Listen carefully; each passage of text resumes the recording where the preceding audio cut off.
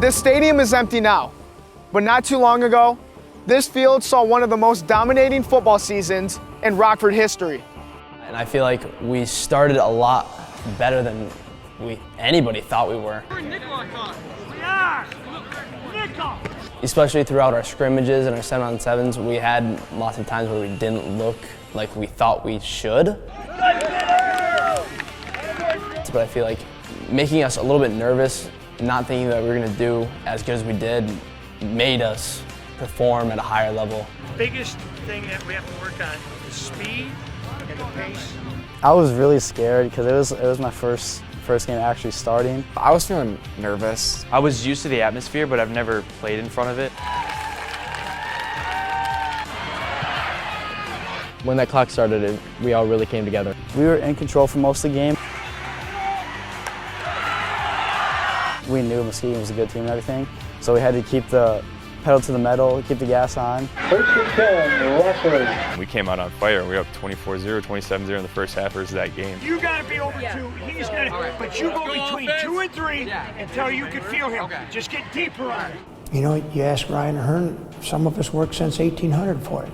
I know we were excited. We played great in the first half. We did a lot of good things. But that has to go into the second half where we now finish and then we punish them. I felt really good. I was really proud of my little brother Luke. Luke, you got to get more in the middle. After the game, I asked him about it and he got so excited just because he finally felt like he made it there, which he did. He deserves to be there. And it was just a really nice feeling that, well, 1, we won, and 2, I did pretty good. We were succeeding after putting all those hours in it. That is a great way to start the season. Because just super proud of how they performed. We were very disappointed in the previous year's playoff result. Definitely thought we had the team to beat them. Kind of had a little chip on your shoulder against that game versus Caledonia because we all believed that we were good enough to beat them last year, and things just didn't roll our way. Whatever happened last year, it honestly didn't matter in the game because it's over, and that was a year ago with a completely different team. Whatever happens on this play will decide the fate. Mason McKenzie's going to keep it himself. And into the end zone. Caledonia wins it. I'm proud of the way that our kids never really looked at one game as the end-all, get-all. We really didn't want to take them lightly. I mean, we didn't want to be taken down by them. We really kind of had like a fire under our butt, like really thinking like, wow, they're good this year. We can beat them though. We're better. So the work all week was, let's prepare to be successful. We knew that we had to prepare in a certain way to make sure the outcome was going to be the way we wanted it. That whole week was just, Caledonia's a super good football team, so are we, and it was just going to be a super good game. Walking onto the field, seeing everybody there, seeing everybody in the stands, around the fences. Players eat it up, I eat it up as the coaches. It builds momentum on the field, and it just gives you a little adrenaline. There's definitely some energy that the kids can feed off from. I think we're all amped up. It was a great environment to play in. And from time to time, I'd be on the sideline, I'd look up and I'd see people standing 3 deep on the railing. I mean, it was just so cool to see the whole community come around us just to watch a high school football game.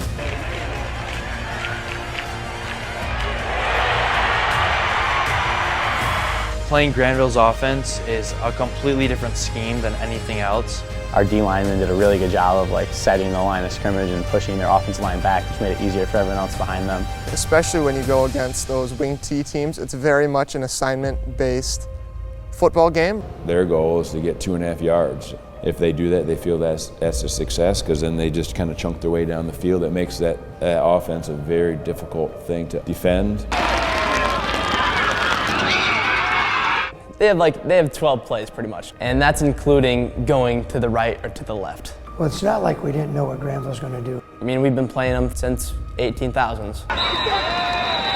It's discipline all game long of their duty. They're 1/11th, and they have to do it over and over, not just one time, because you know they're going to be running a very similar play the next. In the Granville game, we didn't throw the ball more than 10 times. Thankfully, we had dominant running attack between our offensive line, Ryan Ahern.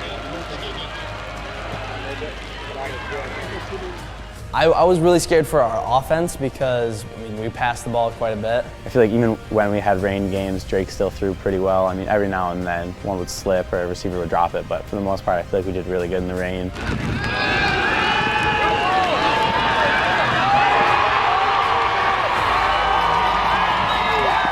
Defensively, it just helps when it's raining because it messes with the other team. I feel like our team overcame that more than our opponents did when we played them. Defense, we just had to, toughen up and get ready for the cold. Being dominant that game, I think that really set us up for success, and it led us to actually performing in the other rain games also, just having the mentality that we know we can do it and we've done it before. We just kept playing our kind of football, run the ball more and just adjust to the conditions. I look at whoever we play game 1, okay? Whoever we play in week 10. And when week 10 gets done, whoever shows up on the other side, that's who we're going to play. So we kind of knew in terms of our district that it would be the OK Red. You really have to just stay in the moment, take it day by day, otherwise you look ahead, those things are going to kick your butt. We were operating at a pretty high level, so it was kind of more maintaining what we had and not dropping back at all. You've made those improvements and you're ready for those challenges and you're ready to put your best foot forward. Don't want to make it a bigger game than it needs to be and don't want to underestimate your opponent at the same time. Now there is a playoff mindset and it's win or go home, so you have to crank it up if you want to win and move on to the next week. A lot of athletes know it's hard to beat a team twice, especially a rival. We knew we beat them the first time, so they were definitely going to have a chip on their shoulder, and we had to expect them fighting the entire game and not giving up. Offensively, their defense played a lot better the second game than they did the first game.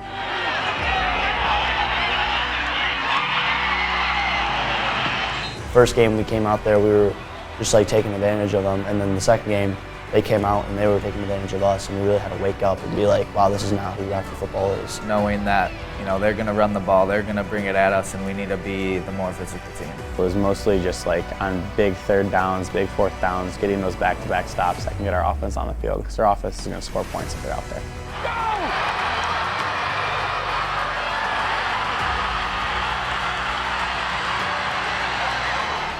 Leading up to the Davison game, how our kids prepared, I thought we had a very good week of practice. We were so locked in with our assignments, our jobs the entire week. I knew it was going to be our biggest challenge yet.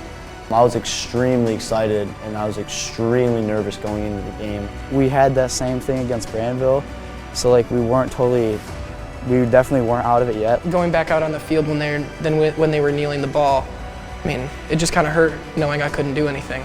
I don't think we played a horrible game. There was definitely some things that we probably shouldn't have let up. Losing the game was probably one of the saddest days of my life. I mean, just knowing I'm done with football forever. It stinks that the way it ended that way. But I mean, there's some little mistakes that we could have done better in the game. Definitely wasn't where we wanted to end, not where we thought we were going to end. It's always tough losing, and it's toughest on the seniors because they know it's over. There's not a whole lot you can say to cheer people up after that point. I feel incredibly blessed that I get to be with them. Hey, we're proud of you. We really did believe that this group did a phenomenal job of taking the day by day, getting better, and it was a fun group to be a part of. How appreciative I was and how thankful I was for the way that they responded all year, and that I'm here for them and excited to see what the future holds for a lot of those players. That's what we're most proud of as coaches, that we give something to them, and the kids are proud of the fact that they took that coaching and they put their best foot forward and they're ready to go on to the next challenge. That's an exciting thing. I would have never thought that I'd get this much out of a team.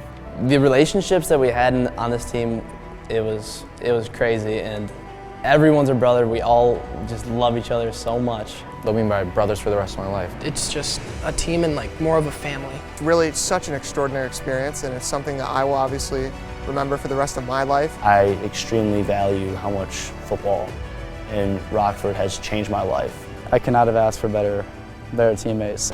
Okay, here we go. Ready to touch? Go, ready, right, ready, tough on 3, 1, 2, 3.